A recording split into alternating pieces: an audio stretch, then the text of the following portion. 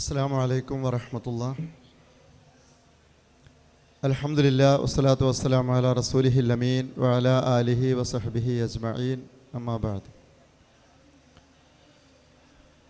വിഷയത്തിലേക്ക് കടക്കുന്നതിന് മുമ്പ് 2 മിനിറ്റ് 2 കാര്യം പറയുകയാണ്. നിങ്ങൾ വളരെ ഭാഗ്യവാന്മാരാണ്.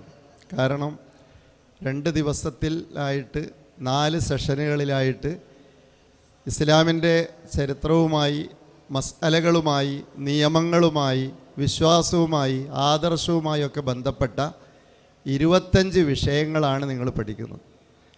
അപ്പോൾ ഞാൻ ഇന്നലെയൊക്കെ ഈ സദസ്സിൽ വന്ന് നോക്കിയപ്പോൾ ഇന്നലെയുള്ള കുറേ ആളുകൾ ഇന്നുമുണ്ട്. എന്ന് പറഞ്ഞാൽ പുറത്തെ പ്രസംഗം അവിടെ നടന്നോട്ടെ, ഞങ്ങൾക്ക് ചില വിഷയങ്ങൾ പഠിക്കേണ്ടതുണ്ട്. അത്തരം ആളുകളെ ഉദ്ദേശിച്ചിട്ട് തന്നെയാണ് ഈ പരിപാടി വെച്ചിട്ടുള്ളത്. അപ്പോൾ 25 വിഷയങ്ങൾ ഈ 2 ദിവസം കൊണ്ട്, ഇത് നമ്മൾ 14 ദിവസം 10 ദിവസം കൊണ്ട് 30 ജുസുവും പഠിപ്പിക്കുന്ന ഒരു സംവിധാനം ചെയ്തല്ലോ. അതിൻ്റെ വേറൊരു വേർഷനാണിത്. ആ 11 ദിവസവും ഖുർആൻ പഠിക്കാൻ വേണ്ടി വളരെ ദൂരെ നിൽക്കുന്നു. മേപ്പയൂരിൽ നിന്ന്, അരീക്കോട് നിന്ന്, വടകര നിന്നൊക്കെ 11 ദിവസവും. ഒരു ദിവസം അവിടെ പങ്കെടുത്താൽ 3 ജുസ് പഠിക്കാമല്ലോ. അങ്ങനെ വന്ന ആളുകളുണ്ടായിരുന്നു. അപ്പോൾ അതുകൊണ്ട് നിങ്ങളോട് അസൂയ തോന്നുകയാണ്. നമ്മൾ അവതരിപ്പിക്കുന്ന ആ വിഷയത്തിൽ മാത്രമേ എക്സ്പേർട്ട് ആവുന്നുള്ളൂ. ആ ഒരു വിഷയത്തിൽ ഒന്ന് പഠിച്ചിട്ടും മനസ്സിലാക്കിയിട്ടൊക്കെയാണ് വരുന്നത്. നേരെ മറിച്ച് 25 വിഷയങ്ങൾ കേൾക്കുന്ന നിങ്ങളെ സംബന്ധിച്ചിടത്തോളം ഈ 25 വിഷയങ്ങളെ പറ്റിയിട്ട് ചെറിയൊരു അവബോധം ഉണ്ടാവും. ഇപ്പോൾ ഖദറിനെ സംബന്ധിച്ച് വളരെ മനോഹരമായിട്ട് ശ്രദ്ധിച്ചവർക്ക് അതിൻ്റെ പോയിന്റുകൾ കിട്ടുന്ന വിധത്തിൽ അവതരിപ്പിച്ചു. ഞാൻ പറയാൻ ഉദ്ദേശിച്ച 2ാമത്തെ കാര്യം, ഓരോന്നിലും നമുക്ക് ക്യാച്ച് ചെയ്യാൻ എന്തെങ്കിലും കാര്യങ്ങളുണ്ടാവും. അത് നമ്മുടെ ഓർമ്മയിൽ വെക്കണം. മനഃശാസ്ത്രവുമായി ബന്ധപ്പെട്ട്, ആരോഗ്യവുമായി ബന്ധപ്പെട്ടിട്ടുള്ള വിഷയത്തിലേക്ക് കിടക്കാം.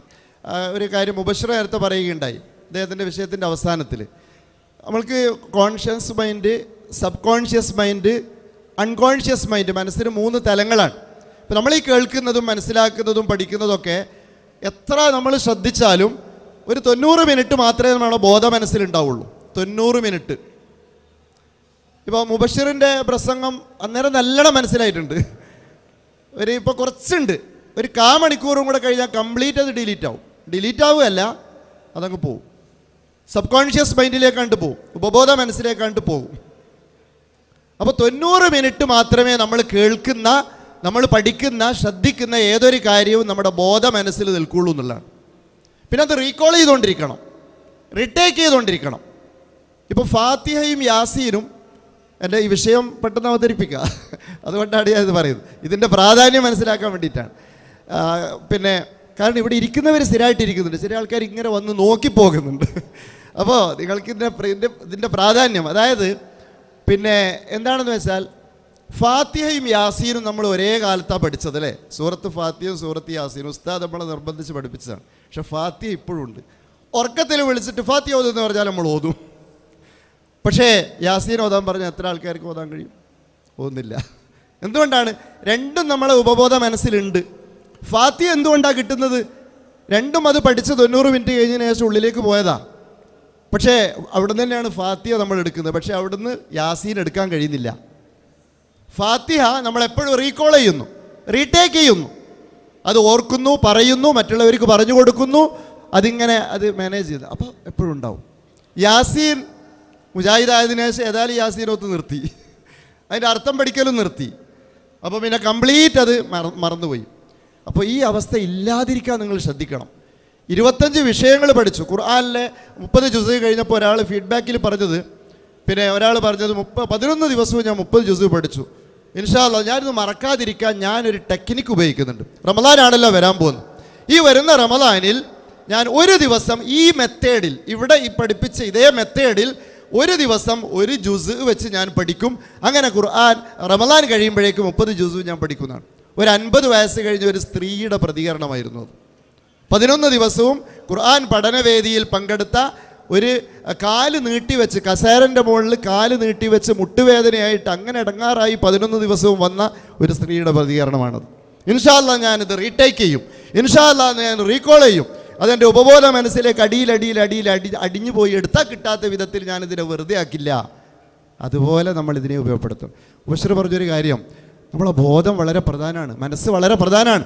അതായത് നമ്മളൊരു സംഗതി ഇപ്പോൾ അദ്ദേഹം പറഞ്ഞു ഒരു മെഡിക്കൽ ആയിട്ടും ഒരു മരുന്ന് എഴുതാൻ വേണ്ടി പോകുമ്പോൾ ഫോക്കസ് ഇന്ത്യ എന്ന് എഴുതിപ്പോയി എന്ന് പറഞ്ഞു അല്ലേ. അപ്പോൾ ഞാൻ സലാമിനോട് പറഞ്ഞു എനിക്കങ്ങനത്തെ അനുഭവം ഉണ്ടായിട്ട് ഞാൻ ഈ കേൾക്കുന്ന പ്രസംഗങ്ങൾ മറ്റു കാര്യങ്ങളൊക്കെ ഇപ്പോൾ ഇന്ന് രാവിലെ നടന്ന ഖുർആൻ ക്ലാസ് 6 പോയിന്റുകളാണ് അബ്ബാസ് വല്ലമി പറഞ്ഞത്. അത് ഏതാണ്ട് 4000 ആളുകൾ ഇപ്പോൾ വായിച്ചു കഴിഞ്ഞു. ആ പ്രസംഗം അതിലിപ്പം 1000 അടുത്ത ആൾ സുബഹിക്ക് ഇവിടെ ജമാഅത്തിന് പന്തലിലുണ്ടായത്. 1000ഓളം ആളുകളാണ് സ്ത്രീകളും പുരുഷന്മാരുമായിട്ടൊന്ന് സുബഹി ജമാഅത്തിനുണ്ടായത്.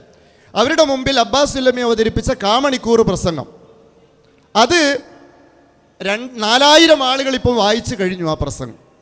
ഞാനത് ഉടനെ തന്നെ റൂമിൽ പോയിട്ട് എന്ത് ചെയ്തു, ഒരു മണിക്കൂർ സമയമെടുത്ത് ആ പ്രസംഗത്തിൻ്റെ ഹിൻഡ് പിന്നെ നമ്മളെ നിർമ്മിക്കുന്ന 3 ഫില്ലറുകൾ, തകർക്കുന്ന 3 കീടങ്ങൾ, അത് 6 പോയിന്റുകളാണ് അദ്ദേഹം പറഞ്ഞത്. ആ ഹെഡിങ് കൊടുത്ത് ചുറ്റുവട്ടത്തിൽ എഴുതി. ചുറ്റുവട്ടം നോക്കിയപ്പോൾ 4000 ആളുകൾ അത് വായിച്ചു കഴിഞ്ഞു ഒരു 2 മണിക്കൂറിൻ്റെ ഇടയിൽ. അപ്പോൾ ഇതുപോലെ നിങ്ങൾക്കൊക്കെ സാധിക്കും. ഇവിടെ കേൾക്കുന്ന കാര്യങ്ങൾ നിങ്ങൾ എന്ത് വേണം, അത് നിങ്ങൾ റീടേക്ക് ചെയ്യണം, റീകോൾ ചെയ്യണം. അല്ലെങ്കിൽ അത് ഉപബോധ മനസ്സിലേക്ക് അടിഞ്ഞങ്ങ് പോകും. ബോധ മനസ്സിൽ ഇത്ര സമയം നിൽക്കുള്ളൂ. ശരി, ഞാനൊരു വിഷയത്തിലേക്ക് പ്രവേശിക്കാം. പ്രവാചകൻ്റെ വിവാഹം 20-25 മിനിറ്റാണ് സമയം. അതിൽ 5 മിനിറ്റൊക്കെ കഴിഞ്ഞു. ബാക്കി 20-19 മിനിറ്റിൽ ഞാനിത് അവതരിപ്പിക്കാം. വലിയ വിഷയമാണ് കേട്ടോ, ചരിത്രമാണ്. ഒറ്റ ചോദ്യം ചോദിക്കാം. നബി സല്ലല്ലാഹു അലൈഹി വസല്ലമക്ക് എത്ര ഭാര്യമാരുണ്ടായിരുന്നു? വെറുതെ ഒന്ന് പറഞ്ഞാൽ മതി. ആരോടും ചോദിക്കുന്നില്ല, സദസ്സിനോടാണ് ചോദിച്ചത്. നബി സല്ലല്ലാഹു അലൈഹി വസല്ലമക്ക് എത്ര ഭാര്യമാരുണ്ടായിരുന്നു? 9 എന്ന് പറഞ്ഞിട്ടുണ്ട്. വേറെ 11. വേറെ മറുപടി ഉണ്ടോ? 9, 11, 12. ഇതിൽ ഒന്നേ ശരിയുള്ളൂ. 9, 11, 12. ആ 3-ൽ 1 ശരിയാണ്. അതേതാണെന്ന് ഞാൻ പറയാം ഇൻഷാ അല്ലാഹ്. വിവാഹത്തെ സംബന്ധിച്ച് അതിൻ്റെ പ്രാധാന്യത്തെ സംബന്ധിച്ചൊന്നും പറയുന്നത് നിക്കാഹ് ഖുത്ബയിൽ നമ്മൾ കേൾക്കുന്നതാണ്. പക്ഷേ ഈ വിഷയത്തിലേക്ക് നബി എന്തിന് 9, 11, 12 കല്യാണം എന്തിനാ കഴിച്ചത്? ആത്മീയതയുടെ ലോകത്ത് ജീവിക്കുന്ന ഒരു മനുഷ്യന് എന്തിനാണ് ഇങ്ങനെ സ്ത്രീകൾ? ഈ ചോദ്യം നാനാഭാഗത്ത് ഇപ്പോൾ വന്നുകൊണ്ടിരിക്കുന്നുണ്ട്. നമ്മൾ ഇതിന് മറുപടി പറഞ്ഞില്ല എങ്കിൽ പിന്നെ ആരാണ് മറുപടി പറയുക? നമ്മുടെ ഉപ്പയെ പിന്നെ എൻ്റെ ഉപ്പ പിന്നെ 4 പെണ്ണ് കെട്ടി നടക്കുന്ന ആളല്ലേ, അല്ലെങ്കിൽ 2 എൻ്റെ ഉപ്പാക്ക് വേറെയും ഭാര്യ ഉണ്ടല്ലേ എന്നൊരു കൊച്ചാക്കി പറയുമ്പോൾ ഉപ്പ 2ാമത് കല്യാണം കഴിക്കാനുള്ള കാരണം കൃത്യമായും ന്യായമായും ആവേശകരമായും നമുക്കറിയാമെങ്കിൽ അത് പറഞ്ഞു കൊടുക്കേണ്ട ബാധ്യത നമുക്കില്ലേ?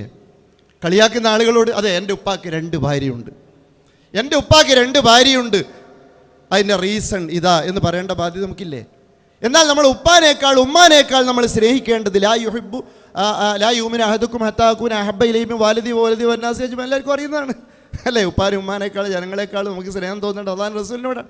ആ അള്ളാഹിൻ്റെ റസൂലിനെയാണ് പിന്നെ ഒരുപാട് ആൾക്കാർ ഇങ്ങനെ ചവിട്ടിക്കൊരട്ടുന്നത്. അപ്പോൾ നമ്മളെ നബി കുറേ കിട്ടിയിട്ടുണ്ടോലോ എന്ന് പറയല. നബിയല്ലേ, എന്തെങ്കിലും കാരണം ഉണ്ടാവും. അവിടെ നിൽക്കുകയാണ് നമ്മൾ വേണ്ടത്. നമ്മളതിനെപ്പറ്റി മനസ്സിലാക്കണ്ടേ? നുബൂർ ശർമ്മ പ്രവാചകൻ ഇതാക്കി അറബി നാടുകളടക്കം ലോക മുസ്ലിങ്ങളടക്കം ഇളകി, നമ്മളും ഇളകി. ഞാൻ അതിന് ശേഷം ഒരു പ്രവാചകൻ്റെ വിവാഹം എന്നിട്ട് ആ വിഷയം പഠിച്ചിട്ടൊരു ചെറിയൊരു കൊച്ചു ബുക്ക് 2-3000 കോപ്പി ഇറക്കി യാത്രയിലൊക്കെ സൗജന്യമായിട്ട് ആളുകൾക്ക് കൊടുക്കുകയാണ്. വെറുതെ കൊടുക്കുകയല്ല. മുസ്ലിമാണെന്ന് അറിഞ്ഞാൽ ഞാൻ ചോദിക്കും, പ്രവാചകനെ പറ്റി നിങ്ങൾക്ക് ബഹുമാനമാണ്? ബഹുമാനമില്ലാതെ സല്ലല്ലാഹു അലൈഹി വസല്ലം എന്നൊക്കെ പറയും. നബി കുറേ പെണ്ണ് കിട്ടിയിട്ടുണ്ട് ചോദ്യം പോലെ 9, 10, 11 ഒക്കെ പറഞ്ഞു ആൾക്കാർ. നബി എന്തിനാ ഇത്രയധികം കല്യാണം കഴിച്ചത് നമുക്ക് അറിയില്ല എന്ന് പറഞ്ഞു. 10 ആളുകളോട് ചോദിച്ച് 9.25% ആൾക്കാരും അറിയില്ല എന്നാണ് പറഞ്ഞത്. അപ്പം നോക്കൂ, അത് അപ്പോൾ ഈ ബുക്ക് എടുത്തു കൊടുക്കും. ഇത് 1/2 മണിക്കൂർ കൊണ്ട് വായിച്ച് മനസ്സിലാക്കാവുന്നതാണ്. നമ്മുടെ പ്രവാചകനെ അവർ കളിയാക്കുന്നു, ഇവർ കളിയാക്കുന്നു എന്ന് പറഞ്ഞിട്ട് രോഷം കൊള്ളുകയാണോ നമ്മൾ വേണ്ടത്? എന്തുകൊണ്ട് എൻ്റെ പ്രവാചകൻ ഇത്ര വിവാഹം കഴിച്ചു എന്ന് പറഞ്ഞു കൊടുക്കേണ്ട ബാധ്യത സുഹൃത്തെ എനിക്കും നിനക്കും ഇല്ലേ? ആ പ്രവാചകൻ്റെ അനുയായികളാണ് എങ്കിൽ ഇതൊന്ന് വായിച്ചു നോക്ക്. ദയവായിട്ട് നിങ്ങളിത് വായിക്കണം. വായിക്കാൻ പറ്റുന്ന വിധത്തിൽ പോക്കറ്റ് ബുക്കാക്കിയിട്ട് ഇറക്കിയിട്ടുള്ളത്. തീർച്ചയായിട്ടും ഞാൻ ആർക്കൊക്കെ ആ ബുക്ക് കൊടുത്തിട്ടുണ്ടോ അവരെല്ലാവരും ആ ബുക്ക് വായിച്ചിട്ടുണ്ടാവും, ഉറപ്പാണ്. സ്കൂൾ ഓഫ് ഇസ്ലാമിക് സ്റ്റഡീസിൻ്റെ സ്റ്റാളിൽ ആ ബുക്കിൻ്റെ കുറച്ച് കോപ്പികൾ അവിടെ ഉണ്ട്. അല്പം മുമ്പ് അന്വേഷിച്ചപ്പോൾ 2-3 എണ്ണമാണ് അവിടെ ബാക്കിയുള്ളതെന്ന് പറഞ്ഞത്. അപ്പോൾ ഏതായാലും ഞാൻ പറഞ്ഞത് ആ ബുക്കിനെ പറ്റി പറയാൻ വേണ്ടിയിട്ടല്ല, ഇത് നമ്മൾ മനസ്സിലാക്കണ്ടേ എന്നുള്ളതാണ്. ആ ഒരു നിമിത്തമാണ് ആ ബുക്ക് എഴുതാൻ ഞാൻ ഈ വിഷയം ആവശ്യപ്പെട്ട് തന്നതല്ല, ഇതിൻ്റെ സംഘാടകർ ഈ വിഷയം എനിക്ക് തന്നതുമാണ്. അപ്പോൾ അങ്ങനെ അത് വന്നിരിക്കുകയാണ്. അപ്പോൾ അതുകൊണ്ട് തന്നെ വലിയ പ്രിപ്പറേഷൻ എനിക്കിതിന് വേണ്ടി വന്നിട്ടില്ല. വിവാഹവുമായി ബന്ധപ്പെട്ട് 3 ആയത്ത്. വിവാഹം എന്ന് പറയുന്നത് ഒരു കാലഘട്ടത്തിൻ്റെ കണ്ടുപിടുത്തമോ ഒന്നുമല്ല. അത് ഒമിൻ ആയാത്തിൻ ഖലഖലക്കും മിൻ അൻഫുസിക്കും അസ്വാജൻ ലിതസ്കുനു ഇലൈഹ വജഅല ബൈനക്കും മവദ്ദത്തൻ വറഹ്മ ഇന്ന ഫീ ദാലിക ലആയാത്തിൻ ലിഖൗമി യതഫക്കറൂൻ. സൂറത്ത് റൂമിൽ നിക്കാഹ് ഖുത്ബയിൽ കേട്ട് മനപ്പാരാണ് ആയതാണ്. അപ്പോൾ അത് എപ്പോഴും കേട്ടുകൊണ്ടിരിക്കും. അള്ളാഹുവിൻ്റെ ആയത്താണെന്നാണ് പറഞ്ഞിട്ടുള്ളത്. അള്ളാഹുവിൻ്റെ ദൃഷ്ടാന്തം സൂര്യൻ ചന്ദ്രൻ പോലെ. സൂര്യൻ കണ്ടുപിടിച്ചത് ആരാണ്? സൂര്യൻ ഏത് കാലഘട്ടത്തിലെ സംഭാവനയാണ്? ഉത്തരവുണ്ടോ? ഇല്ല. അതേപോലെ വിവാഹം ആര് കണ്ടുപിടിച്ചതാണ്? വിവാഹം ഏത് കാലഘട്ടത്തിൻ്റെ ഒരു പ്രൊഡക്റ്റാണ് എന്ന് പറയാൻ പറ്റും? ഇല്ല, അള്ളാഹുവിൻ്റെ പ്രൊഡക്റ്റാണ്. ഒമിൻ ആയാത്തിഹി എന്നാണ് പറഞ്ഞത്. അപ്പോൾ ഇതാണ് വിവാഹം എന്ന് പറയുന്നത്. എന്തിനാണ് അത് സൂറത്തു റൂമിലെ 21-ാമത്തെ ആയത്തിലാണ് അതുള്ളത്. ഒമിൻ ആയാത്തിഹി. അതേപോലെ തന്നെ രണ്ടാമത്തത് പിന്നെ എന്തിനാണ് വിവാഹം? പാറി നടക്കും പറവകളൊന്നും വേളി കഴിക്കാറില്ല. പിന്നെന്തിനാണ് നമ്മൾക്കായിട്ട് നിക്കാഹ്, മാരേജ് ആക്ട്? അതിൻ്റെ ഒന്നും ആവശ്യമില്ലല്ലോ. കാര്യം നടക്കണം, അത്രയല്ലേ ഉള്ളൂ. ഭക്ഷണം ജൈവികമാണ്, ലൈംഗികത ജൈവികമാണ്. ഭക്ഷണം ഹോട്ടലിൽ നിന്ന് കഴിക്കുന്നു, വീട്ടിൽ നിന്ന് കഴിക്കുന്നു. ലൈംഗികത എന്ന ജൈവികത വീട്ടിലെ പെണ്ണുങ്ങളുമായിട്ടാകാം, വേശ്യാലയത്തിലെ പെണ്ണുങ്ങളുമായിട്ട് നമ്മൾ ആവശ്യം നടക്കണം, അത്രയല്ലേ ഉള്ളൂ. ഇങ്ങനെ ചിന്തിക്കുന്ന ആളുകൾ വർദ്ധിച്ചു വരുന്ന ഒരു കാലഘട്ടത്തിൽ കൂടിയാണ് നമ്മൾ ജീവിക്കുന്നത്. Living together, school of Islamic സ്റ്റഡീസിലെ ഒരു പാഠത്തിൽ നിരോധിക്കപ്പെട്ട 11 വിവാഹങ്ങളുടെ കൂട്ടത്തിൽ ലിവിങ് ടുഗദർ കൃത്യമായി പഠിപ്പിക്കുന്നുണ്ട്. ഇസ്ലാം വിരോധിച്ച ആ പദം ഇസ്ലാം ഉപയോഗിച്ചിട്ടുണ്ട്. അപ്പോൾ വിവാഹത്തിൻ്റെ പ്രാധാന്യം എന്തിനാണ്? പിന്നെ റബ്ബന ഹബലന മിൻ അസ്വാജിന വദുരിയാതിന ഖുറത അയുൻ വജഅൽനാ ലിൽ മുത്തഖീന ഇമാമ എന്നാണ്. കണ്ടോ? ഖുറത അയുന് വേണ്ടിയിട്ടാണ്, കൺകുളിർമ. അത് മക്കൾക്ക് മാതാപിതാക്കൾക്ക് നിന്ന് കിട്ടാത്തൊരു സംഗതിയാണ്. മാതാപിതാക്കൾക്ക് മക്കളിൽ നിന്ന് കിട്ടാത്തൊരു സംഗതിയാണ്. ഭാര്യയിൽ നിന്ന് ഭർത്താവിന് മാത്രം, ഭർത്താവിൽ നിന്ന് ഭാര്യയ്ക്ക് മാത്രം കിട്ടുന്ന ഒരു സംഗതിയുടെ പേരാണ് ഖുറത്തു അയ്ൻ എന്ന് അവിടെ ആ പദം ഉപയോഗിച്ചതിൻ്റെ അർത്ഥം. അപ്പോൾ സന്തുഷ്ട ജീവിതത്തിൻ്റെ സമ്പൂർണമായ ഒരനുഭവവേദ്യ തലത്തിലേക്ക് നമ്മുടെ ജീവിതത്തെ ഉയർത്തിക്കൊണ്ടുവരാൻ നമുക്കൊരു ഭാര്യ വേണം. ഒരു വലിയൊരു സാഹിത്യകാരൻ, ലോകം ആദരിക്കുന്ന ഒരു സാഹിത്യകാരൻ, അദ്ദേഹത്തിൻ്റെ പുസ്തകത്തിൽ എഴുതിയിട്ടുണ്ട്. 88-ാമത്തെ വയസ്സിലാണ് അദ്ദേഹം മരിച്ചത്. രോഗത്ത് കിടക്കുമ്പോൾ അദ്ദേഹത്തിൻ്റെ കാമുകി കാണാൻ വന്നൊക്കെ പത്രത്തിലുണ്ടായിരുന്നു. അപ്പോൾ കല്യാണം കഴിച്ചിട്ടില്ലാണ്. ഈ വീട്ടിൽ എനിക്ക് സഹായികളുണ്ട്, എല്ലാ ആൾക്കാരും ഉണ്ട്, പക്ഷെ എന്തോ ഒരു ശൂന്യത എനിക്കിവിടെ അനുഭവപ്പെടുന്നു എന്നാണ്. എന്തോ ഒരു ശൂന്യത അനുഭവപ്പെടുന്നു. ഭാര്യയില്ല, അയാൾക്ക് കല്യാണം കഴിച്ചിട്ടില്ല. അപ്പോൾ ഭാര്യയിലൂടെ കിട്ടേണ്ട ഒരു ഫുൾഫില്ല് ചെയ്യേണ്ട ഒരു സംഗതിയുണ്ട്. ഭർത്താവിലൂടെ ഒരു സ്ത്രീക്ക് കിട്ടേണ്ട ഫുൾഫില്ല് ചെയ്യേണ്ട ഒരു സംഗതിയുണ്ട്. അത് ഭൃത്യരിൽ നിന്ന് കിട്ടില്ല, പണത്തിൽ നിന്ന് കിട്ടില്ല, മാതാപിതാക്കളിൽ നിന്ന് കിട്ടില്ല, മക്കളിൽ നിന്ന് കിട്ടില്ല, വേറെ എവിടെ നിന്നും കിട്ടില്ല. അത് ഇണയിൽ നിന്ന് തന്നെ കിട്ടണം. അതിനു വേണ്ടിയും കൂടിയാണ് വിവാഹം കഴിക്കാൻ നമ്മളോട് ആവശ്യപ്പെട്ടിട്ടുള്ളത്. അതേപോലെ തന്നെ മൂന്നാമതായിട്ട് പ്രവാചകന്മാരുടെയും കൂടി ഒരു ചര്യയായിരുന്നു ഇതെന്നാണ്. പ്രവാചകന്മാരുടെ ചര്യ അത് വളരെ കൃത്യമായിട്ട് എവിടെ പറയുന്നുണ്ട്? സൂറത്തു റഅദിൽ അത് പറയുന്നുണ്ട്. സൂറത്തു റഅദിൽ 37-ാമത്തെ ആയത്തിൽ പ്രവാചകന്മാരൊക്കെ കുടുംബജീവിതം നയിച്ചവരായിരുന്നു. ബനീന വഹഫദ, അവർക്ക് മക്കളും പേരക്കുട്ടികളൊക്കെ ഉണ്ടായിരുന്നു. വലിയ കാര്യമായിട്ടാണ് ഖുർആൻ പറയുന്നത്. അപ്പോൾ അത് ഒരു മുസ്ലിമിൻ്റെ ജീവിതത്തിലെ സുന്നത്തും കൂടിയാണ്. ഇനി നമുക്ക് വിഷയത്തിലേക്ക് ഒരു 15 മിനിറ്റ് കൊണ്ട് പറഞ്ഞ് അവസാനിപ്പിക്കാം. പ്രവാചകൻ്റെ വിവാഹത്തിലേക്ക് വന്നാൽ അദ്ദേഹത്തിന് ഒരു സ്ത്രീസുഖം അനുഭവിക്കുക എന്ന ഒരു കൺസെപ്റ്റേ ആയിരുന്നില്ല അദ്ദേഹത്തിൻ്റെ വിവാഹത്തിൻ്റെയും പിന്നിലുണ്ടായിരുന്നത് എന്നത് നമുക്ക് കാണാൻ സാധിക്കും. നമ്മളും കല്യാണം കഴിക്കുമ്പോൾ ഒരു സ്ത്രീ ഒരു പുരുഷ സുഖം, ഒരു സ്ത്രീ സുഖം അനുഭവിക്കുക എന്നുള്ളത് മാത്രമാണോ ഒരു കല്യാണം കഴിക്കുക എന്നത്? അല്ലല്ലോ. അതിനേക്കാൾ പറഞ്ഞാൽ തീരാത്ത ഒരുപാട് ആദർശങ്ങളും ആശയങ്ങളും കാര്യങ്ങളും നമുക്കതിന് പറയാനുണ്ട്. എന്തിന് വിവാഹം കഴിക്കുന്നു എന്നുള്ളത്. അപ്പം നബി സല്ലല്ലാഹു അലൈഹി വസല്ലമയും ആ വിധത്തിലുള്ള കേവലമായ ഒരു സുഖത്തിൻ്റെ പിന്നാലെ പോയതല്ല. അങ്ങനെയാണെങ്കിൽ നബി സല്ലല്ലാഹു അലൈഹി വസല്ലം ഒന്നാമത്തെ വിവാഹം നോക്കാം, ഖദീജ റളിയല്ലാഹു അൻഹ. ഖദീജ റളിയല്ലാഹു അൻഹയെ പറ്റി അധികം പറയുന്നില്ല, അധികം പറയാനുണ്ട്, അധികം പറയേണ്ടതില്ലാത്ത വിധം അധികമായി നമുക്ക് ആ വിവാഹത്തെപ്പറ്റി അറിയാം. 33 വയസ്സായിരുന്നു അവർക്ക് ഒരു റിപ്പോർട്ട് പ്രകാരം. വേറെ റിപ്പോർട്ട് പ്രകാരം 35 വയസ്സായിരുന്നു. വേറെ റിപ്പോർട്ട് പ്രകാരം 40 വയസ്സ്. നമ്മൾ 40 എന്നുള്ളത് അവിടെ ഉറപ്പിച്ച് വെച്ചിരിക്കുകയാണ്. ലൈലത്തുൽ ഖദർ റമദാൻ 27 ഉറപ്പിച്ച് വെച്ച പോലെ, ലൈലത്തുൽ ഖദർ റമദാൻ 27 ഉറപ്പിച്ച് വെച്ച പോലെ നബി സല്ലല്ലാഹു 25 വയസ്സുള്ള മുഹമ്മദ് നബി സല്ലല്ലാഹു അലൈഹി വസല്ലം 40 വയസ്സുള്ള ഖദീജ ബീവിയെ കല്യാണം കഴിച്ചത് എന്ന് പറഞ്ഞിട്ട് നമ്മൾ ഉറപ്പിച്ച് വെച്ചിരിക്കുകയാണ്.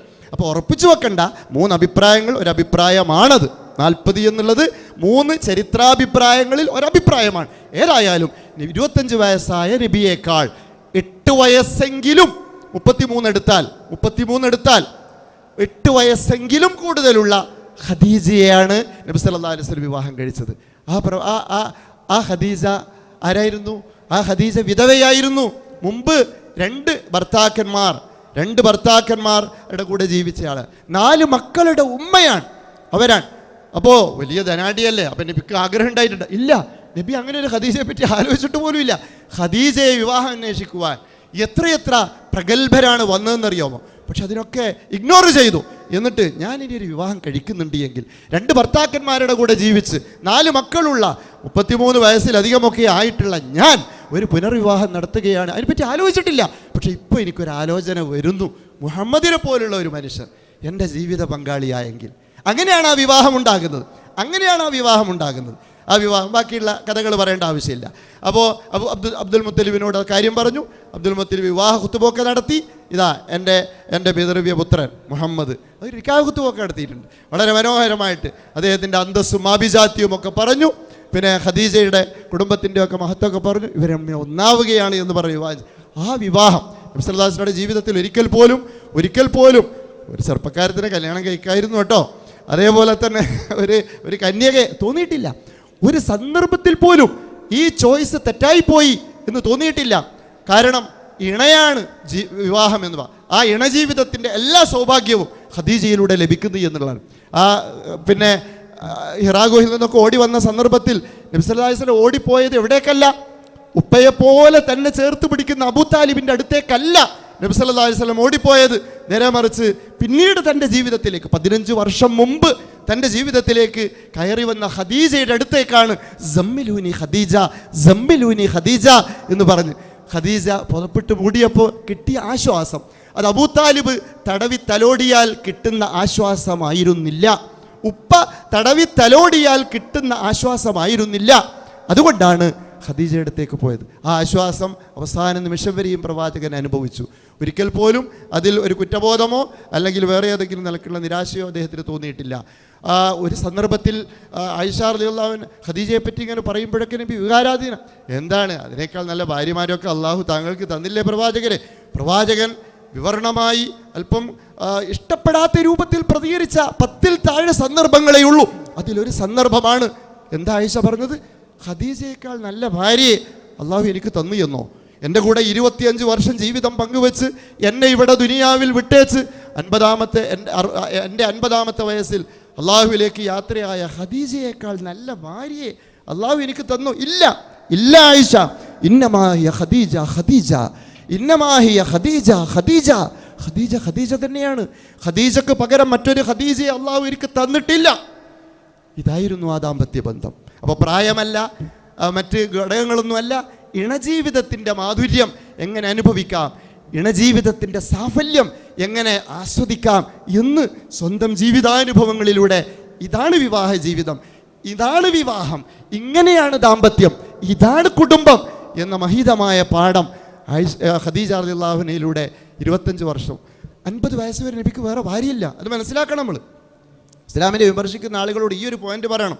നിങ്ങൾക്കറിയോ 50 വയസ്സ് വരെ വിവാഹം കഴിച്ചിട്ടില്ലേ? ഇല്ല. 50 വയസ്സിന് ശേഷം ഖദീജ മരിച്ചല്ലോ, ഏതായാലും ഒരു ഇണയും തുണിയും വേണമല്ലോ എന്ന് തോന്നിയിട്ട് കല്യാണം കഴിച്ചാണോ രണ്ടാമത്തെ കല്യാണം? അല്ല. രണ്ടാമതായിട്ട് പ്രവാചകൻ്റെ ജീവിതത്തിലേക്ക് കടന്നു വരുന്ന ഭാര്യ, പിന്നെ രണ്ടാമതായിട്ട് കടന്നു വരുന്ന ഭാര്യ സൗദ റളിയല്ലാഹു അൻഹയാണ്. സൗദ ബിൻത് സംഅ. ഭർത്താവ് സക്രാൻ, ഞാൻ പറഞ്ഞു പോവുകയാണ്. ഭർത്താവ് സക്രാൻ അബ്സീനിയ, ഭർത്താവ് സക്രാനും സൗദയും ആദ്യകാലത്ത് തന്നെ ഇസ്ലാം മതം സ്വീകരിച്ചു. അബ്സീനിയയിലേക്ക് പോയപ്പോൾ അവിടെ നിന്ന് അദ്ദേഹം മരണപ്പെട്ടു. പക്ഷേ സൗദ റളിയല്ലാഹുവിൻ്റെ കുടുംബം കംപ്ലീറ്റ് ശിർക്കൻ കുടുംബമാണ്. ഭർത്താവിൻ്റെ താങ്ങും തണലുമായിരുന്നു ഇതുവരെ ഉണ്ടായിരുന്നത്. ആ ഭർത്താവ് മരിച്ചു, നാട്ടിലേക്ക് വരികയാണ്. ഹിജ്റ 7 നാട്ടിലേക്ക് വരികയാണ്. മുസ്ലിങ്ങളൊക്കെ ഇങ്ങോട്ടേക്ക് മടങ്ങിയപ്പോൾ അന്തരീക്ഷം അനുകൂലമായപ്പോൾ, പക്ഷേ അനുകൂലമായിട്ടില്ല. മുശ്രിക്കുകൾ എതിർപ്പും ശത്രുതയും വർദ്ധിപ്പിക്കുകയാണ്. ആ സന്ദർഭത്തിൽ സൗദ റളിയല്ലാഹു അൻഹ ഒറ്റപ്പെടുകയാണ്. ഇസ്ലാമുമായിട്ട് സ്വന്തം തറവാട്ട് വീട്ടിലേക്ക് കയറി പോകാൻ പറ്റില്ല. ഇസ്ലാമിനെ പുറത്തു വെച്ചിട്ടേ വീട്ടിൽ കയറ്റുള്ളൂ. ചേർത്ത് പിടിക്കാനുള്ള ഭർത്താവ് മരിച്ചു. ഈ സന്ദർഭത്തിൽ ആ വേദനിക്കുന്ന മനസ്സിൻ്റെ വേദന അറിയാൻ അബൂബക്കർ, സൗദാൻ്റെ വേദന കാണുന്നില്ലേ, എനിക്കൊന്ന് 2 കെട്ടിക്കൂടെ എന്ന് ചോദിക്കുകയല്ല നബി ചെയ്തത്. ആ വേദനിക്കുന്ന മനസ്സിനെ ചേർത്ത് പിടിച്ച് സൗദ, ഞാൻ നിന്നെ വിവാഹം കഴിക്കാം, ഞാനുണ്ട് നിനക്ക്. ഇതാണ് പ്രവാചകന്റെ വിവാഹം, മാനുഷികതയുടെ മഹിതമായ ഉദാഹരണം. ഇതാണ്, അങ്ങനെയാണ് നബിയുടെ ജീവിതത്തിൽ രണ്ടാമത്തെ ഭാര്യ കടന്നു വരുന്നത്. മൂന്നാമതായിട്ട് ആയിഷ ബിന്ത് അബൂബക്കർ റളിയല്ലാഹു അൻഹ. ആയിഷ ചെറിയ പ്രായമാണ്, 8 വയസ്സാണ്, 9 വയസ്സാണ്, അല്ല 18 വയസ്സാണ്. 3 അഭിപ്രായങ്ങളുണ്ട് കേട്ടോ, 3 അഭിപ്രായങ്ങളുണ്ട്. എന്തായാലും ചെറുപ്പക്കാരത്തിയാണ്, സംശയമില്ല. അബൂബക്കർ റളിയല്ലാഹു അൻഹു തന്നെയാണ് തൻ്റെ മകൾക്ക് നബിയെ അങ്ങോട്ട്, നിങ്ങൾ എൻ്റെ മോളെ കെട്ടുമെന്ന് ചോദിക്കുന്നത്. ഉപ്പയാണ്, സ്വന്തം ഉപ്പയാണ് നിങ്ങളെൻ്റെ മോളെ കെട്ടുമെന്ന് ചോദിക്കുന്നത്. അപ്പോൾ അങ്ങനെയാണ് ആ വിവാഹം ഉണ്ടാകുന്നത്. ഇവിടെ ഇരുവരും തമ്മിലുള്ള പ്രായ വ്യത്യാസം ആയിഷക്ക് പ്രശ്നമല്ല, ആയിഷയുടെ ഉപ്പ അബൂബക്കറിനും പ്രശ്നമല്ല, നമുക്കാ പ്രശ്നം. ഇവർ തമ്മിലുള്ള പ്രായ വ്യത്യാസം ഇവർ രണ്ടുപേർക്കും പ്രശ്നമല്ല, ഇതുപോലുള്ള വിമർശകർക്ക് മാത്രമാണ് പ്രശ്നം. ഈ ഒറ്റ ചോദ്യം ചോദിച്ചാൽ മതി. 13 വയസ്സാണ് കസ്തൂർബയുടെ പ്രായം എന്നത്, വിവാഹം ചെയ്യുമ്പോൾ കസ്തൂർബയുടെ പ്രായം 13 എന്നുള്ളത് ഗാന്ധിജിക്കും പ്രശ്നമല്ല, കസ്തൂർബക്കും പ്രശ്നമല്ല, ഗാന്ധിജിയുടെയും കസ്തൂർബയും 2 കുടുംബത്തിനും പ്രശ്നമല്ല. പിന്നെന്തിനാണ് നമ്മൾ പ്രശ്നമാക്കുന്നത്? അത്രയേ ഉള്ളൂ. അപ്പോൾ അതാണ് അതുള്ളത്. നാലാമതായിട്ട് പ്രവാചകന്റെ ജീവിതത്തിലേക്ക് കടന്നു വരുന്നത് ഹഫ്സ ബിന്ത് ഉമർ റളിയല്ലാഹു അൻഹു. ഉമർ റളിയല്ലാഹുവിൻ്റെ മകൾ ഹഫ്സ. ഉമർ റളിയല്ലാഹു അൻഹു തന്നെയാണ് തൻ്റെ മകളെ ആദ്യം അബൂബക്കർ സിദ്ദീഖിനോട് വേറെ 2-3 ആൾക്കാരോടൊക്കെ ചോദിച്ചു, എൻ്റെ മകൾ വിധവയായ എൻ്റെ മകളെ കല്യാണം കഴിക്കാൻ പറ്റുമോ എന്നുള്ളത്. അവരൊക്കെ പ്രയാസങ്ങൾ പറഞ്ഞു. നബി സല്ലല്ലാഹു അലൈഹി വസല്ലമയോട് അദ്ദേഹം സമീപിച്ച് ആവശ്യപ്പെട്ടു. അത് നബി സല്ലല്ലാഹു അലൈഹി വസല്ലം അറിയാം, ഹഫ്സയുടെ ഭർത്താവ് ഹുനൈസ് ബിൻ ഹുദാഫ ബദർ യുദ്ധത്തിൽ പരിക്കേറ്റ് മദീനയിൽ മരിച്ചു. ബദർ യുദ്ധത്തിലെ 14 ശുഹദാക്കളിൽ പെടുന്നില്ല. പരിക്കേറ്റ് മദീനയിലെത്തി, ആ പരിക്ക് വർദ്ധിച്ച്, അസുഖം വർദ്ധിച്ച്, അങ്ങനെ മദീനയിൽ വെച്ച് മരണപ്പെടുകയുണ്ടായത്. അപ്പോഴാണ് ഉമർ റളിയല്ലാഹു അൻഹു വിധവയായ തൻ്റെ മകളെ ആര് കെട്ടും, അങ്ങനെ നബിയെ സമീപിക്കുകയാണ്. നബി സല്ലല്ലാഹു അലൈഹി വസല്ലം ആ വിവാഹവും ഏറ്റെടുക്കുകയാണ്. അപ്പോൾ അങ്ങനെയാണ്. പിന്നെ 5-മതായിട്ട് ഉമ്മുൽ മസാക്കീൻ സൈനബ് റളിയല്ലാഹു അൻഹ. മദർ തെരേസ എന്നാണ്, പാവങ്ങളുടെ ഉമ്മ. നമുക്ക് മദർ തെരേസനെ അറിയാം, പക്ഷേ ഇസ്ലാമിലെ മദർ തെരേസനെ നമുക്ക് അറിഞ്ഞൂടാ. ഇസ്ലാമാണ് മദർ തെരേസ എന്നുള്ള പ്രയോഗം, പാവങ്ങളുടെ ഉമ്മ എന്ന പ്രയോഗം ഇസ്ലാമിൽ സൈനബ് റളിയല്ലാഹു അൻഹയുള്ളതാണ്. നബിയോടൊപ്പം വെറും 3 മാസമേ അവർ ജീവിച്ചിട്ടുള്ളൂ. പാവങ്ങളുടെ ഉമ്മ എന്നാണ് അപരനാമം. മുമ്പ് പരീക്ഷണ കാലമായിരുന്നു. 3 തവണ വിധവയായി അവർ. തുഫൈൽ ബിൻ അബ്ദുൽ മുത്തലിബ് അവരെ തലാക്ക് ചൊല്ലി. ഉബൈദുള്ള തുഫൈലിൻ്റെ സഹോദരനാണ്, അദ്ദേഹം മുസ്ലിമായിരുന്നു. അദ്ദേഹം ബദറിലെ 14 ശുഹദാക്കളിൽ ഒരാളായി, ബദർ രക്തസാക്ഷിയായി. പിന്നീട് അബ്ദുല്ലാഹിബിന് ജഹഷ്, 3-മതായി അദ്ദേഹം അവരുടെ വിവാഹം കഴിച്ച അബ്ദുല്ലാഹിബിന് ജഹഷ് ഉഹദ് യുദ്ധത്തിൽ രക്തസാക്ഷിയായി. അപ്പോഴവർക്ക് 30 വയസ്സേ ആയിട്ടുള്ളൂ ഇത്രയും കാലമായിട്ട്. പിന്നീട് അവർ വിവാഹം വേണ്ടെന്ന് വെച്ചു. കുറേ കാലങ്ങൾക്ക് ശേഷം അവരുടെ മനസ്സിൽ പ്രവാചകൻ്റെ കൂടെ ഒരു ദിവസമെങ്കിലും ഭാര്യാപദവി അലങ്കരിച്ച് ജീവിച്ച് മരിക്കാൻ കഴിഞ്ഞെങ്കിൽ എന്നുള്ള ആഗ്രഹം അവല്ലാതെ തെറ്റി വന്നു. അങ്ങനെയാണ് ആ ആഗ്രഹം നബിയെ അറിയിക്കുകയും നബി സല്ലല്ലാഹു അലൈഹി വസല്ലം അവരെ വിവാഹം കഴിക്കുകയും. 3 മാസം മാത്രമേ അവർ പ്രവാചകൻ്റെ കൂടെ ഉണ്ടായിട്ടുള്ളൂ. അപ്പോഴേക്ക് അവരുടെ ആഗ്രഹം അള്ളാഹു സഫലമാക്കി കൊടുത്തു. അള്ളാഹു അവരെ തിരിച്ചു വിളിച്ചു. പിന്നെ ഉമ്മു സലമയാണ് 6-മത്തെ ഭാര്യ. ഉമ്മു സലമയെ നബി സല്ലല്ലാഹു അലൈഹി വസല്ലം എന്തിനാണ് വിവാഹം ചെയ്തത്? ഉഹദിൽ പങ്കെടുത്ത് പരിക്കേറ്റ് മരിച്ച അബൂ സലമയുടെ വിധവയാണ്. ഉഹദിൽ പങ്കെടുത്ത് പരിക്കേറ്റ് മരിച്ച അബൂ സലമയുടെ വിധവയാണ് ആര്? ഉമ്മു സലമ. 4 മക്കളുടെ ഉമ്മയാണ്. 4 മക്കളുടെ ഉമ്മയാണ്. നോക്കണം, ഈ കഴിഞ്ഞതൊക്കെ ആയിഷ റളിയല്ലാഹു മാറ്റി നിർത്തിയാൽ ബാക്കിയുള്ള വിവാഹങ്ങളൊക്കെ വിവാഹങ്ങളാണ്. കുട്ടികളുള്ള സ്ത്രീകളെയാണ് വിവാഹം കഴിക്കുന്നത്. അപ്പോൾ അതേപോലെ തന്നെ ആശ്വാസവും അത്താണിയുമായി നബി അവരെ ജീവിത പങ്കാളിയായി ചേർത്തു നിർത്തി. ഉമ്മു സലമയുടെ പ്രാർത്ഥന കുറേ പറയാനുണ്ടത്. അതായത് നബി സല്ലല്ലാഹു അലൈഹി വസല്ലം അവരുടെ ജീവനായ അബൂ സലമ മരണപ്പെട്ടപ്പോൾ ദുഃഖം കൊണ്ട് തളർന്നു പോയ ഉമ്മു സലമയെ പ്രവാചകനും ശിഷ്യന്മാരും കാണാൻ ചെന്നു. ക്ഷമിക്കും ഉമ്മു സലമ, നീ ഇങ്ങനെ പ്രാർത്ഥിച്ചോ. ചില പ്രാർത്ഥനകൾക്ക് ഇന്നാ ലില്ലാഹി വ ഇന്നാ ഇലൈഹി റാജിഊൻ മാത്രം പറഞ്ഞാൽ പോരാ. ഏറ്റവും അടുത്ത ബന്ധങ്ങളുടെ വേദനിപ്പിക്കുന്ന മരണം നമ്മളെ അസ്വസ്ഥപ്പെടുത്തുന്നുണ്ട് എങ്കിൽ നമ്മൾ ഇങ്ങനെ കൂടി പ്രാർത്ഥിക്കണം. ഇന്നാ ലില്ലാഹി വ ഇന്നാ ഇലൈഹി റാജിഊൻ, അല്ലാഹുമ്മ അജിർനി ഫീ മുസീബത്തി വഖ്ലുഫ് ലി ഖൈറൻ മിൻഹാ എന്ന് പറ. അല്ലാഹുവേ, എനിക്ക് വന്ന ഈ മുസീബത്തിൽ ഞാൻ ക്ഷമിക്കുന്നുണ്ട്, കൂലി തരണം, ഇതിനേക്കാൾ നല്ലത് എനിക്കൊന്ന് പകരം തരണം. ഈ നഷ്ടവുമായിട്ട് ജീവിച്ച് മുന്നോട്ട് പോകാൻ എനിക്ക് പ്രയാസമുണ്ട് റബ്ബേ, ഇത് നീ പരിഹരിച്ച് തരണം. ഇങ്ങനെ പ്രാർത്ഥിച്ചു എന്ന് പറഞ്ഞു. ഉമ്മു സലമ പറയാണ്, നബി പഠിപ്പിച്ച പ്രാർത്ഥനയായതുകൊണ്ട് ഇതിൻ്റെ ആദ്യ ഭാഗം ഞാൻ പ്രാർത്ഥിച്ചു, പക്ഷെ 2-മത്തെ ഭാഗം എനിക്ക് പ്രാർത്ഥിക്കാൻ അബൂ സലമയേക്കാൾ നല്ലൊരാളെ കിട്ടുമോ ഈ ലോകത്ത്? ഇതിനേക്കാൾ നല്ലതെനിക്ക് പകരം തരണമേ എന്ന് പ്രാർത്ഥിക്കാൻ നബി പഠിപ്പിച്ച പ്രാർത്ഥനയായതുകൊണ്ട് മാത്രം ഞാനത് പ്രാർത്ഥിച്ചു. പക്ഷേ അവസാനം നബി എന്നെ വിവാഹം കഴിച്ചപ്പോഴാണ് ആ പ്രാർത്ഥനയുടെ അർത്ഥം എത്ര വലുതാണ് എന്നുള്ളത് ഞാൻ മനസ്സിലാക്കിയത് എന്നവർ പറയുകയുണ്ടായി. എൻ്റെ ജീവിതത്തിലെ ഏറ്റവും സൗഭാഗ്യം ആ പ്രവാചകൻ്റെ കൂടെയുള്ള ഭാര്യാപദവിയായിരുന്നു എന്ന് ആ ഉമ്മു സലമ, അബൂ സലമയേക്കാൾ നല്ലൊരാൾ ഈ ലോകത്തില്ല എന്ന് ഭർത്താവിൻ്റെ ജീവിതത്തിൻ്റെ സംതൃപ്തിയിലൂടെ തീർപ്പ് കൽപ്പിച്ച ഉമ്മു സലമക്ക് തന്നെ പിന്നീട് പറയേണ്ടി വന്നു, പ്രവാചകൻ്റെ ഭാര്യയാവാൻ കഴിഞ്ഞു എന്നതാണ് എൻ്റെ ജീവിതത്തിലെ ഏറ്റവും വലിയ സൗഭാഗ്യമെന്ന്. ഏഴാമത്തെ ഭാര്യയായിട്ട് വരുന്നത് സൈനബ ബിൻത് ജഹ്ഷാണ്. ഇത് ഒരു അന്ധവിശ്വാസത്തെ തകർക്കാൻ പ്രവാചകൻ തന്നെ മുമ്പിൽ വരികയാണ്. അതായത് പ്രവാചകൻ്റെ വളർത്തുപുത്രനാണ് സെയ്ദ് റളിയല്ലാഹു അൻഹു. ആ സെയ്ദ് റളിയല്ലാഹു അൻഹു അതായത് വളർത്തുപുത്രനാണ്. പിന്നെ നബിയാണ് വളർത്തിയത്. അദ്ദേഹത്തിന് വിവാഹം കഴിച്ചു കൊടുത്തു. നല്ല ഉന്നത കുലജാതയായ സുന്ദരിയായ സൈനബിനെയാണ്. അത്രയൊന്നും ആ കാറ്റഗറിയിൽപ്പെട്ട ആളല്ല സെയ്ദ്. ഇസ്ലാമിൽ അങ്ങനെയൊന്നുമില്ല. പരസ്പരം ഇഷ്ടപ്പെട്ടാൽ അവിടെ നിറവും കുലവും ഒന്നും പ്രധാനമല്ല. ആദർശപ്പൊരുത്തമുണ്ട്.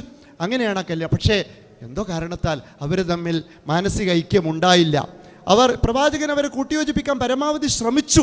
പക്ഷേ അത് അവസാനം തലാഖിലെത്തിയപ്പോൾ നബി സല്ലല്ലാഹു അലൈഹി വസല്ലം അള്ളാഹുവിൻ്റെ വഹയിൻ്റെ അടിസ്ഥാനത്തിൽ അവരെ വിവാഹം കഴിക്കുകയാണ്.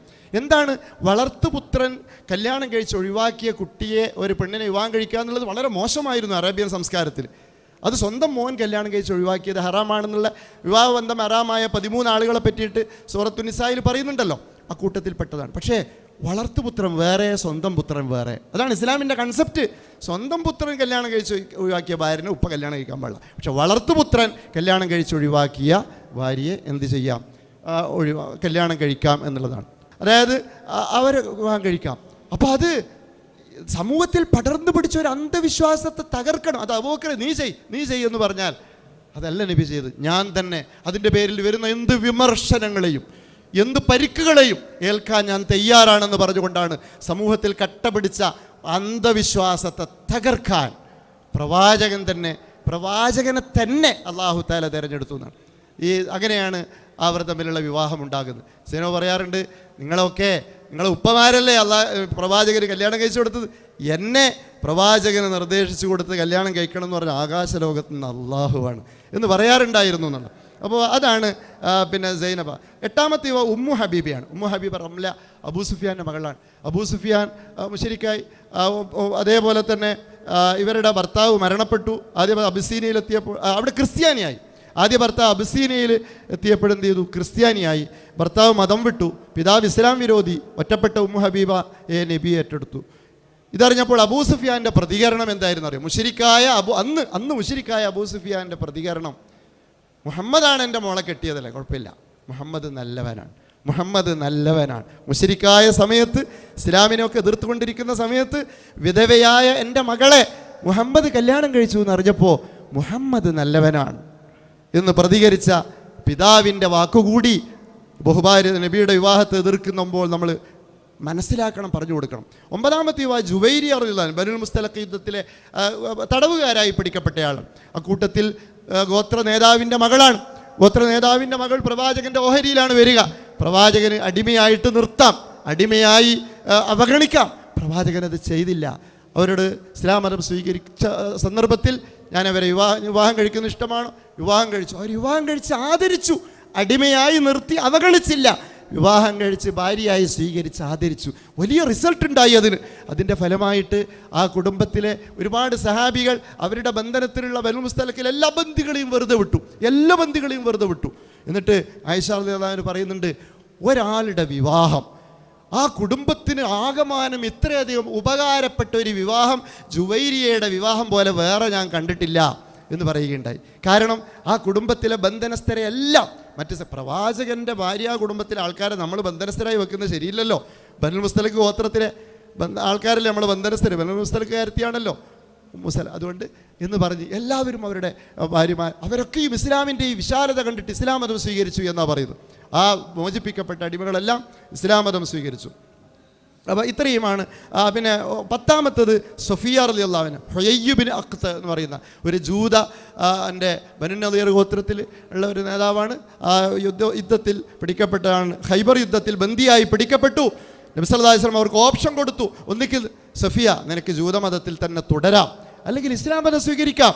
യാതൊരു നിർബന്ധവുമില്ല. ലാ ഇക്റാഹ ഫിദ്ദീൻ, നീ ജൂത മതത്തിൽ നിനക്ക് തുടരാം, അല്ലെങ്കിൽ ഇസ്ലാം മതം പ്രവാചകൻ എനിക്ക് നേരത്തെ ഇസ്ലാമിനോട് ഇഷ്ടമാണ്, ഞാൻ ഇസ്ലാം മതം സ്വീകരിക്കുകയാണ്. അവർ ഇസ്ലാം മതം സ്വീകരിച്ചു. അങ്ങനെ അവരെ വിവാഹം കഴിക്കുകയാണ്. 11ാമത്തെ വിവാഹം മൈമൂന. നബി സല്ലല്ലാഹു അലൈഹി വസല്ലം അവസാനമായി വിവാഹം കഴിച്ചത് മൈമൂനയാണ്. നബി സല്ലല്ലാഹു അലൈഹി വസല്ലം അവസാന ഭാര്യ ഹിജ്റ 7-ലാണ്. 30 വയസ്സിന് മുമ്പ് 2 തവണ വിവാഹം, 2 തവണയും ഭർത്താവ് മരിച്ച വിധവ, പിന്നീട് പുനർവിവാഹം നടത്താതെ ആത്മീയ കാര്യങ്ങളിൽ മാത്രം ശ്രദ്ധ, അങ്ങനെയുള്ള മൈമൂനയെ നബി സല്ലല്ലാഹു അലൈഹി വസല്ലം വിവാഹം കഴിക്കുന്നു. 11 ഭാര്യമാർ. നേരത്തെ ആരോ ഒരാൾ 12 എന്ന് പറഞ്ഞു. ചില ആൾക്കാർ പറയാറുള്ളത് നബിക്ക് 11 ഭാര്യമാരും ഒരടിമ സ്ത്രീയും. നോ, അങ്ങനെ പറയരുത് സഹോദരിമാർ, അങ്ങനെ പറയരുത്. നബിക്ക് 11 ഭാര്യമാരും ഒരടിമ സ്ത്രീയും, അങ്ങനെ പറയരുത്. നബിക്ക് 12 ഭാര്യമാർ. 12 ഭാര്യമാർ, അതിൽ 1 അടിമയായിട്ടാണ് നബിയുടെ കയ്യിലേക്ക് വന്നത്. പക്ഷേ അത് മുഖൗക്കിസ് രാജാവ് ഹുദൈബിയ സന്ധിക്ക് ശേഷം എല്ലാ പരിസരത്തെ രാജാക്കന്മാർക്കും കത്തയച്ചു, അവർ ഇസ്ലാമിലേക്ക് ക്ഷണിച്ചു. അങ്ങനെ മുഖൗക്കിസ് രാജാവ് ആ കത്തിന് മറുപടി കൊടുത്തു. പിന്നെ എന്താണ്, ഇസ്ലാമത് സ്വീകരിച്ചിട്ടൊന്നുമില്ല, 2 അടിമ സ്ത്രീകളെയും സമ്മാനമായിട്ട് കൊടുത്തു. അന്നത്തെ രീതി അതാണ്. ഒരു അടിമ സ്ത്രീയെ നബി സ്വീകരിച്ചു, മറ്റേ ആളൊരു സഹാബിക്ക് സമ്മാനം കൊടുത്തു. സമ്മാനം കിട്ടിയത് സമ്മാനമായിട്ട് കൊടുത്തു. ആ അടിമ സ്ത്രീയാണ് മാരിയത്തുൽ ഖിബ്തിയ. മാരിയത്തുൽ ഖിബ്തിയെ നബി അടിമയായിട്ട് നിർത്തിയില്ല. അവർ വിവാഹം കഴിച്ചു. വിവാഹം കഴിച്ചതോടുകൂടി അവരുടെ ഗ്രേഡ് ഉയർന്നു. പിന്നെ അവർ അടിമ എന്ന് വിളിക്കാൻ പാടില്ല. അവരിൽ കുട്ടികളുണ്ടാകുന്നതോടുകൂടി പൂർണ്ണമായി അവർ അടിമയല്ലാണ്ടായി മാറുന്നു. അങ്ങനെ 12ാമത്തെ ഭാര്യയാണ് നബിയുടെ മാരിയത്തുൽ ഖിബ്തിയ. അങ്ങനെ 12 ഭാര്യമാരിലൂടെ 7 മക്കൾ. അങ്ങനെ ഈ വിവാഹങ്ങളൊക്കെയും 50 വയസ്സിൻ്റെയും 60 വയസ്സിൻ്റെയും ഇടയിലാണ് ബാക്കിയുള്ള 11 വിവാഹങ്ങളും കടന്നു വന്നിട്ടുള്ളത്. 12ാമത്തെ ഒരു വിവാഹമാണ് 25 വർഷക്കാലം. ഇത്രയുമാണ്. ബാക്കി നിങ്ങൾ പഠിക്കുക. അല്ലാഹു തആല അവൻ്റെ പ്രവാചകനെ ഇന്നക ലഅലാ ഖുലുഖിൻ അദീം, മഹിതമായ സ്വഭാവത്തിൻ്റെ ഉടമയാണ്, മഹിതമായ മാതൃകയുടെ ഉടമയാണ് എന്നൊക്കെ പറഞ്ഞത് അത് പ്രവാചകൻ്റെ വിവാഹത്തിലും അതിൻ്റെ എണ്ണത്തിലല്ല, നേരെ മറിച്ച് ആ വിവാഹ ജീവിതത്തെ സമീപിച്ച രീതിയിൽ നമുക്ക് ചില മാതൃകകളുണ്ട്. അല്ലാഹു തആല നമ്മളെല്ലാവരെയും അനുഗ്രഹിക്കട്ടെ. അസ്സലാമു അലൈക്കും വറഹ്മത്തുള്ളാഹി.